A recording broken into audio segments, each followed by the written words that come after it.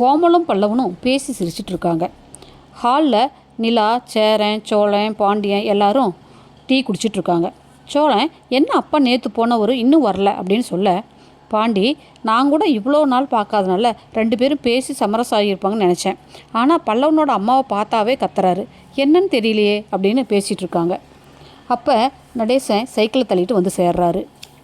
நேராக சைக்கிளை நிறுத்திட்டு வீட்டுக்குள்ளே வராரு. திரும்ப சண்டை போட வராரு. ஏய், இங்கே வா, உன்னை வீட்டை விட்டு வெளியே போக சொன்னேன்ல, இன்னுமா இங்கே இருக்கிற, என்ன பண்ணிகிட்ருக்க, முதல்ல வெளியே போ அப்படின்னு சொல்லிட்டு சத்தம் போடுறாரு. பல்லவன், இங்கே பாருங்கள், நீங்கள் வேணால் போங்க, அவங்க இங்கே தான் இருப்பாங்க அப்படின்னு சொல்கிறான். நீங்கள் தான் அவங்கள எப்போ பார்த்தாலும் திட்டிகிட்டே இருந்திருக்கிறீங்க.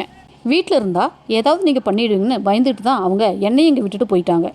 எனக்கு அவங்களோட பாசமே கிடைக்காம போயிடுச்சு. இனிமேல் அவங்க இங்கே தான் இருப்பாங்க அப்படின்னு பல்லவன் சொல்கிறான். அப்படின்னு இந்த கோமலாங்கி சொன்னாலா, அவளை பற்றி உங்களுக்கு தெரியாதுடா, அவள் பண்ணுற ட்ராமாவை பார்த்து நீங்கள் வேணால் ஏமாந்து போகலாம். ஆனால் நான் இவளை எப்பவுமே நம்ப மாட்டேன். அவளால் நீங்கள் படுற கஷ்டத்தை பார்க்கத்தானே போகிறேன் அப்படின்னு நடேசன் திட்டிகிட்டே போகிறாரு. கோமல் அழுதுகிட்டே உள்ளே போகிறாங்க. சோழன் நிலாவுக்கு அதிரசம் பிடிக்குன்னு அதிரசம் வாங்கி தராங்க. வீட்டு வாசலில் 2 பேரும் அதிரசம் சாப்பிட்டுட்டு பேசிகிட்டு இருக்காங்க. அப்போது சோழன், ஏங்க, எனக்கு பல்லவனோட அம்மாவை பார்த்தா டவுட்டாக இருக்குது, அவங்க தான் பல்லவனோட அம்மாவா அப்படின்னு கேட்க, பல்லவன் தான் அவங்க அம்மா ஃபோட்டோவை காட்டினான் இல்லைங்களா, அங்கிளுக்கும் பல்லவனோட அம்மாவை ஆல்ரெடி தெரியும், அதனால் அவங்க தான் பல்லவனோட அம்மாங்க அப்படின்னு சொல்கிறாங்க நிலா. பாண்டி சாமி கும்பிட்டுட்டு இருக்கான்.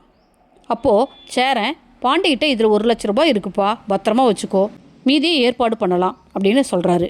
கிச்சனில் சமைச்சிட்டு இருந்த கோமல் பணம் 1 லட்சம்னு காதில் விழுந்த உடனே உஷாராக என்ன பேசுகிறாங்கன்னு கவனிக்கிறாங்க. உடனே சோழனும் தன் பங்குக்கு 60,000 ரூபாய் எடுத்துகிட்டு வந்து பணத்தை கொடுக்குறாரு நம்ம பாண்டிகிட்ட. பாண்டிக்கு கண் கலங்கி போச்சுங்க. உடனே சோழனை கட்டி பிடிச்சிக்கிறாரு. நிலா ஒரு பேப்பரில் 60,000 எழுதி கொடுக்குறாங்க. பாண்டி, இன்றைக்கி ஈவினிங் எனக்கு அமௌண்ட் வந்துடும், நானும் கேஷாக ஈவினிங் கொண்டு வந்து தரேன் அப்படின்னு சொல்கிறாங்க நிலா. எல்லாரும் பணம் கொடுக்கறதையும் பாண்டி அதை வாங்கி வைக்கிறதையும் கோமல் கவனமாக கண்காணிக்கிறாங்க.